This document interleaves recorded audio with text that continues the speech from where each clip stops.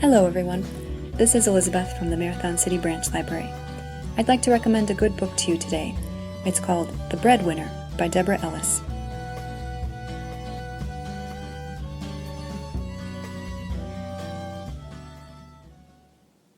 This book of realistic fiction takes place in Afghanistan during the bloody Civil War in the late 1990s and early 2000s. Many people who died in the war were civilians, non-soldiers, including children. Cities were destroyed, families were separated, and many people ended up in camp-like settlements. Often, all they would have for shelter was a plastic sheet for walls and a roof. Food was usually scarce. During this time, Afghanistan's government was fighting the Taliban.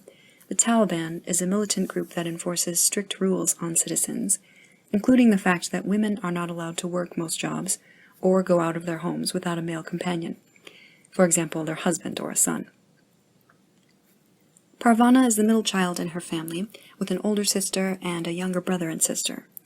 When her father is put in jail, and they have no male relatives to earn a living, Parvana has to dress up as a boy and do her father's work of reading and writing letters for people. Reading this book opens your eyes to the fact that some places in the world are very different from the way things are in the United States.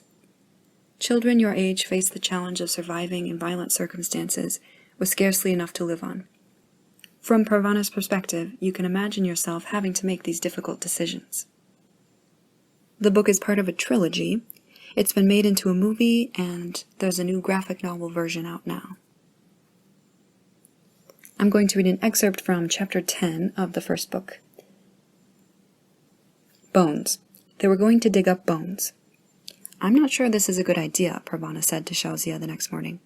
She had her blanket and her father's writing things with her. She hadn't been able to tell her mother about going bone digging, so she didn't have a reason to leave her usual work things behind.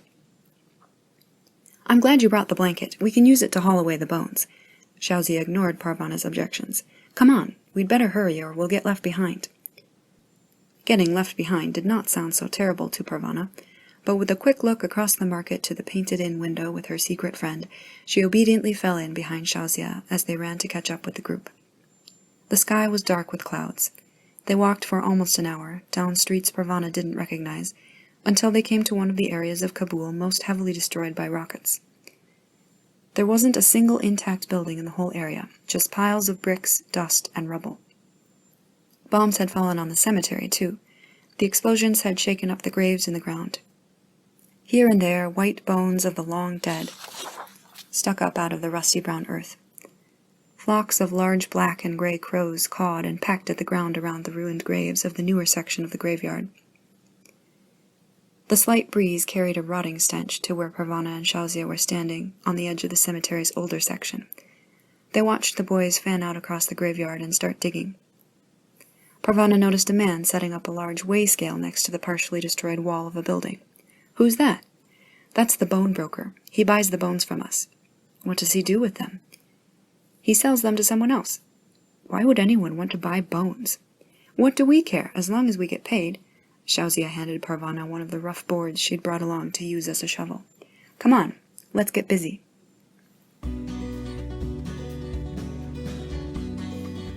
If this sounds like a book you'd enjoy reading, you can check it out at the library or digital library, or keep it in mind for later.